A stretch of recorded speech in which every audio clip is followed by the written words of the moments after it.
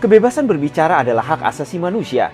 Namun kita mendapati suara pendukung Presiden Amerika Serikat Donald Trump seringkali dibungkam oleh platform media sosial dan berita media arus utama yang dikuasai oleh globalis dan disokong Partai Komunis Tiongkok yang menghendaki Joe Biden memenangkan pemilu AS.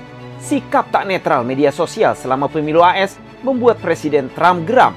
Kejaksaan Agung dari 48 negara bagian dan Komisi Perdagangan Federal (FTC) akhirnya menggugat Facebook atas tudingan monopoli dan merusak persaingan usaha. Perusahaan raksasa media sosial besutan Mark Zuckerberg itu dituntut melakukan devastasi aset termasuk terhadap Instagram dan WhatsApp. Jaksa Agung New York, Letitia James, yang memimpin 48 jaksa agung dari seluruh Amerika, sudah setahun lebih menyelidiki Facebook atas kemungkinan praktik anti persaingan. Sementara, FTC telah melakukan penyelidikan antitrust terhadap Facebook sejak Juni 2019. Gugatan berpusat pada aksi akuisisi Facebook, terutama ketika perusahaan itu mengambil alih Instagram pada 2011-2012 dan WhatsApp pada 2014. Para jaksa dan FTC menuding Facebook melakukan akuisisi untuk menghilangkan persaingan. Selain itu, Facebook dituding memanfaatkan kekuatan keuangan dan jangkauan platformnya untuk menghambat pertumbuhan pesaing. Kedua gugatan tersebut disambut positif oleh Dewan Perwakilan Rakyat Amerika Serikat yang secara umum melihat Facebook telah memonopoli platform media sosial, tidak saja di dalam negerinya tetapi juga di dunia. Akibat gugatan tersebut, harga saham Facebook turun sebanyak 4% pada 9 Desember 2020. Boleh saja Facebook berkilah bahwa dugaan praktik monopoli tak berdasarkan kaidah undang-undang antitrust. Selain itu, kedua akuisisi itu sudah dikaji oleh regulator pada saat dilakukan, termasuk oleh FTC. Tapi itu terjadi pada masa pemerintahan Barack Obama dari Partai Demokrat yang tak tegas di hadapan kekuatan modal besar seperti Facebook yang dikuasai globalis. Sebelumnya, pada 3 November lalu, Kementerian Kehakiman Amerika juga menuduh Facebook mendiskriminasi pekerja AS dengan memberikan preferensi perekrutan kepada imigran dengan visa sementara.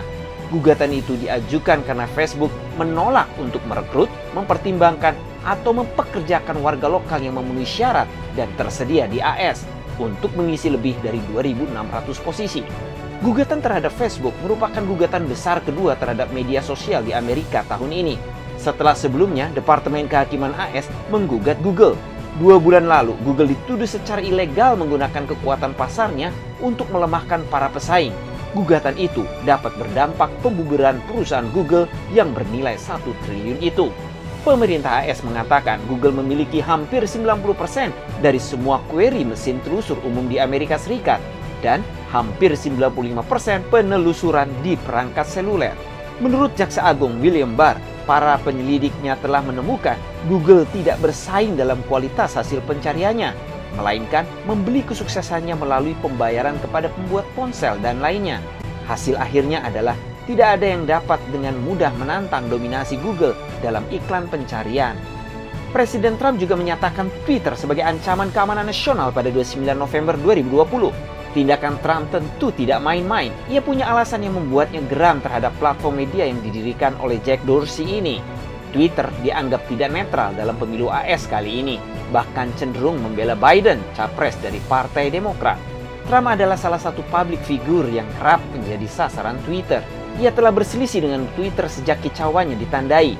Setelah pemilu, banyak tweet dan postingnya yang mengungkap kecurangan pemilu diblokir, termasuk tweet dari Trump yang juga dihapus oleh Twitter. Upaya Trump menandatangani perintah eksekutif terhadap platform media sosial itu pun tidak menghentikan Twitter untuk melabeli tweetnya. Pertengahan Oktober lalu, Twitter sempat memblokir akun kampanye Trump untuk beberapa saat karena dianggap menyebarkan informasi pribadi. Adapun informasi yang diunggah adalah tentang anak capres Joe Biden, Hunter Biden. Trump meyakini Hunter telah melakukan tindak pidana korupsi terkait bisnis migas Burisma di Ukraina. Bersama Facebook dan Google, mereka juga turut mengontrol arus informasi dan menekan kebebasan berbicara, terutama menjelang pemilu. Banyak akun pengguna dari Partai Republik dan pendukung Trump yang diblokir. Ketiga perusahaan tersebut memberlakukan disclaimers, fact checks, dan telah membatasi jangkauan pada unggahan yang diduga bertentangan dengan narasi yang ingin mereka promosikan.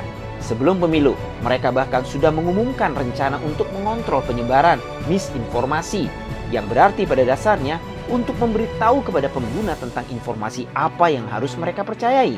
Dalam konteks inilah, upaya hukum pemerintah Trump dalam menghadapi pembajakan demokrasi pemilu AS oleh media sosial sudah tepat.